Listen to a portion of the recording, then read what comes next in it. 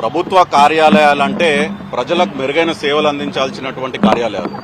కానీ దురదృష్టం ఏంటంటే ఈరోజు ప్రజాపాలన పేరిట ఏవైతే ప్రభుత్వ కార్యాలయాలు ఉన్నాయో అధికార దుర్వినియోగానికి పాల్పడుతూ కాంగ్రెస్ పార్టీ అదే ప్రభుత్వ కార్యాలయాలని కాంగ్రెస్ పార్టీ కార్యాలయాలుగా మార్చే దుస్థితి, దౌర్భాగ్యం ఈరోజు హైదరాబాద్ నడిబొడ్డున ఏర్పడ్డది.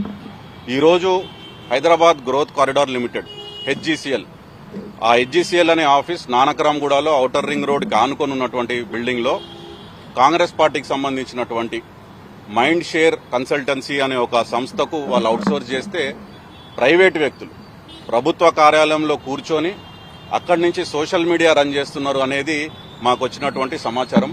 అది న్యూస్ పేపర్లలో కూడా 2 వారాల క్రితం వచ్చింది ఆర్టికల్గా. దాన్ని బేస్ చేసుకొని మాకున్న సోర్సెస్ త్రూ మేము కనుక్కొని ఈరోజు సైబర్ క్రైమ్స్ ఆఫీస్కి వచ్చి దాని మీద ఫిర్యాదు చేయడం జరిగింది. ఇక్కడ 2 విషయాలు ఉన్నాయి.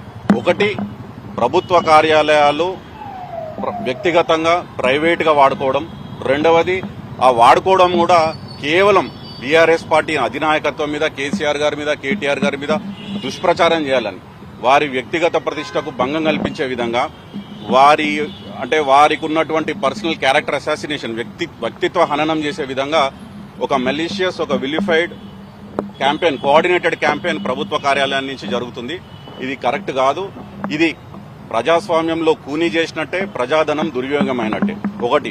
రెండవది, ప్రభుత్వ అధికారులకు కూడా మేము కోరుకునేది ఏంటంటే, మేము విన్నవించేది ఏంటంటే, మీరు ఇప్పుడు కంచె చేనును మేసినట్టు మీరు మా ప్రభుత్వ యంత్రాంగం, ప్రభుత్వ ఆస్తులను, ప్రభుత్వ ప్రజాధనాన్ని కాపాడాల్సిన వాళ్ళు మీరే దగ్గరుండి ఇట్లాంటి కార్యకలాపాలను ప్రోత్సహిస్తే ప్రభుత్వ కార్యాలయాల్లో ఇది మంచి పద్ధతి కాదు.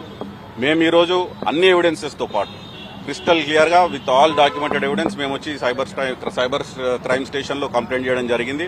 వారు దాన్ని పరిశీలించి మేము ఒకటే కోరుతున్నాం, నిష్పక్షపాతంగా, కేవలం అధికార పార్టీకి కొమ్ము కాయకుండా నిష్పక్షపాతంగా దాని మీద విచారణ జరిపి తగిన చర్యలు తీసుకుంటారని చెప్పి, ఎవరైతే ఈ కార్యకలాపాలకు పాల్పడుతున్నారో వారి మీద చర్యలు తీసుకుంటారని చెప్పి మేము పూర్తిగా ఆశిస్తున్నాం.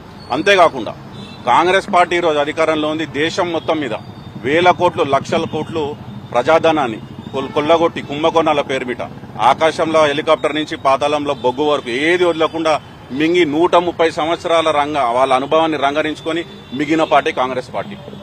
రాష్ట్రంలో కూడా గత 2 సంవత్సరాల్లో అటు సివిల్ సప్లై స్కామ్ కానివ్వండి, ఇటు ఆర్టీసీ టికెటింగ్ స్కామ్ కానివ్వండి, మీరు శాండ్ మైనింగ్ స్కామ్ కానివ్వండి, 4th సిటీ పేరుమిట 4 బ్రదర్స్ స్కామ్ కానివ్వండి, అన్నదమ్ములకు దోచిపెట్టేది కానివ్వండి, బావమరిదికి అల్లునికి ఏదైతే జరుగుతుందో రాజకీయంగా, ఇక్కడ ఏదైతే అధికార దుర్వినియోగం జరిగి వాళ్ళ కుటుంబ సభ్యులకు ఏదైతే దోచిపెట్టడం జరుగుతుందో ప్రజాధనాన్ని, దీన్ని మీరు వాడుకొని మీ సొంత ఆస్తులలో, మీ సొంత ఇంట్లలో, మీ సొంత కార్యాలయాల్లో మీ మనుషుల్ని పెట్టుకొని మీరు నడిపించుకోండి. కానీ ప్రభుత్వం పేరు మీద, ప్రజాపాలన పేరు మీద ప్రభుత్వ కార్యాలయాలు మీరు వ్యక్తిగతంగా మీ కార్యకలాపాలకు అది కూడా కేవలం దుష్ప్రచారం చేయాలి అనే ఒక దరిద్రగొట్ట ఆలోచనతో చేసేది మంచిది కాదు. ఇది మంచి ప్రెసిడెంట్ కాదు.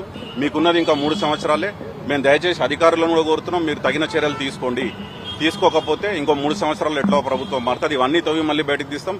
ఎవరైతే దీనికి, ఇట్లాంటి దుష్ప్రచారానికి, ఇట్లాంటి ఇల్లీగల్ యాక్టివిటీస్ కి పాల్పడుతారో వాటిని డెఫినెట్ గా we will bring the perpetrators to justice. Thank you.